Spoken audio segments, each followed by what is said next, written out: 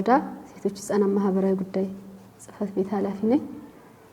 እንግዲህ በተለይ እንደኛ ወረዳ ከዩኤንዲፒ ተግባራቶች ጋር በተያያዘ እንደ ሴቶች ህፃናት ማህበራዊ ጉዳይ ተቋም በትኩረት በተለይ ዩኤንዲፒ ፕሮጀክቱ ሲገባ ከሰሜኑ ጦርነት ማግስት የፕሪቶሪያውን ስምምነት መነሻ በማድረግ ነው የገባው ወደ ወረዳችን።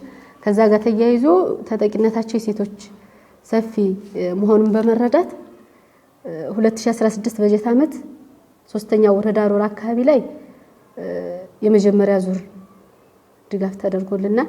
እሱም ለ30 ሴቶች በተመረጡ ቀበሌዎች ቁጥር 23 24 እና 25 በተለይ የፕሮጀክት ከሌሎች የሚለየው አንዳንድ ፕሮጀክቶች ለድጋፍና ክትትል ምቹ አይሆንም በሚል ሩቅ ቀበሌዎችን አያይልናል። ዩኤንዲፒ ደግሞ ታች ሪሞት ኤሪያዎችንም ጭምር መደገፍ በቃ በጥቃቱ በሰሜኑ ጦርነት ጉዳት የደረሰባቸው በንግዱ ዘርፍ በሌሎች በገቢ ማስገኛ በተሰማሩት የሥራ መስክ በጦርነቱ ጉዳት የደረሰባቸው መልሶ ማቋቋም በሚል ነው የገባው። ከዛ ጋር ተያይዞ በተለይ ቆላማ አካባቢ ላይ ከእንስሳት እርባታ ጋር በተያያዘ ቤት ንብረታቸው ወደመባቸው ጋር በተያያዘ በንግዱ ዘርፍ መሸጫ እና መስሪያ የወደመባቸው የመስሪያና መሸጫ ማቴሪያሎች ውድመት ጋር ተያይዞ እሱን መሰረት አድርገን በሚያቀርቡልን አገባቡ መሰረት ያደረገ የፕሮጀክቱን እሱን መነሻ በማድረግ እነዚህ ቅድም ከጠቀስኳቸው ቀበሌዎች ቁጥር 23 24 እና 25 እነዚህ ቀበሌዎች ላይ አንዱ ቀበሌ ላይ 10 ሴት ለሶስቱ ቀበሌ 30 ሴቶችን ለአንድ ሴት 30 ሺህ ብር 900 ሺህ ብር ድጋፍ አድርጎልናል። ቆላማ እንደመሆኑ መጠን ይሄ ስልጠና አለው ምልመላ አለው ትጀት አለው። ስለዚህ ይለውጠናል የሚሉትንና የወደመባቸውን ሀብትና ንብረት መሰረት ያደረገ ፍላጎታቸው ተጠይቀው ይሄ ብንሄድ እንደ አካባቢያችን ነባሪ ሁኔታ ያዋጣናል የሚለውን መርጠው እንስሳት እርባታ ላይ ነው የተሰማሩት። ከዚህ ጋር ተያይዞ ሸቀጥ አለ አልፎ አልፎ ሌሎችም ዘርፎች አሉ። ስፋት ያለው የእንስሳት እርባታ ነው ቆላማ አካባቢ ላይና የ900 ሺህ ብር ድጋፍ አድርጎልናል።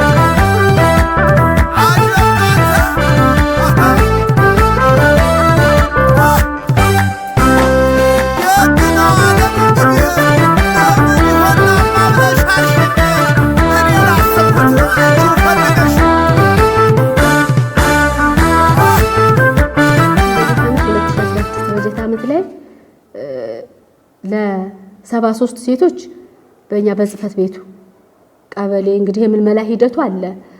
ቀበሌ ነው የምናስመለምለው። ከዛኛ ባለሙያዎች ወርደው ስለምልመላው ያስተቻሉ። ህዝብ በተሰበሰበበት ጉዳት ደርሷል ወይ እውነት በዛን ዓመት በሰሜን ጦርነት የተጎዱ ናቸው ወይ የጉዳታቸውን መጠን በመስፈርቱ መስፈርት አዘጋጅተን እሱ ይተቻል። እነዚህ ሰዎች 73 ሰዎች ደግሞ ቁጥር 27 28 29 30 ቁጥር 27 28 29 እንዲሁም ቁጥር 15 እና 035 5 ቀበሌዎች ማለት ነው። 5 ቀበሌዎችን አሁንም ለአንድ ሰው 28474 ብር እነዚህ ለ73 ሰዎች በእኛ ጽፈት ቤት የተመለመሉ አሁንም 28474 ለአንድ ሰው በገቢ ማስገኛ እንዲሰማሩ ተደርጓል። እነዚህም ሰዎች እንግዲህ በገቢ ማስገኛ ሲሰማሩ ፍላጎታቸውን መሰረት ያደረገ ነው። አሁን በቢጃማ ንግድ የተሰማሩ አሉ፣ በሸቀጥ የተሰማሩ አሉ፣ በእንስሳት እርባታ አሁንም እንስሳት እርባታ ፍየል፣ በግ፣ ጊደር ሌሎችም ያዋጣናል የሚሉትን ዘርፍ መርጠው ስልጠና ተሰጥተው እንዴት መለወጥ እንደሚችሉ የቁጠባ ሂደት ሌሎች ውጤታማ ሊያደርጋቸው የሚችለውን የገቢ ማስገኛ ሂደቶችን የተከተለ ስልጠና አግኝተው አሁን እነሱን አሰማርተናል።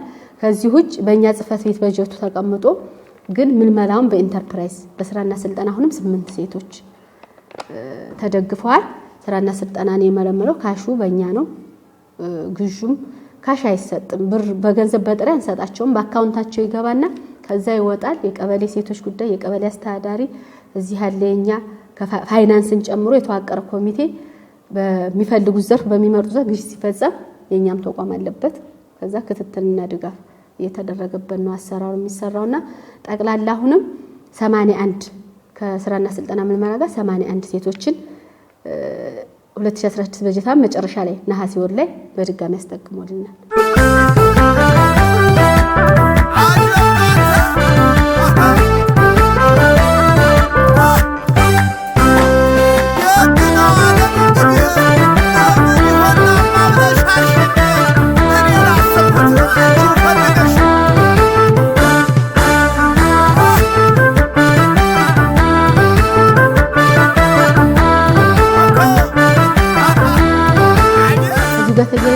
አካል ጉዳተኞችን ወደ 1276 አዋቂ አካል ጉዳተኞችና ከ18 ዓመት በታች ከ600 በላይ አለን። እንደወራ መሰረታዊ መረጃ በእጃችን ያለ እሱ መረጃ ዞን ላይ አለ። ከዞን በመውሰድ ዩኤንዲፒ ራሱ ፒክ አርጎ ወሰዳቸው 23 አካል ጉዳተኞችን መርጦ ስም ዝርዝር ላከልን በፋይናንስ በኩል።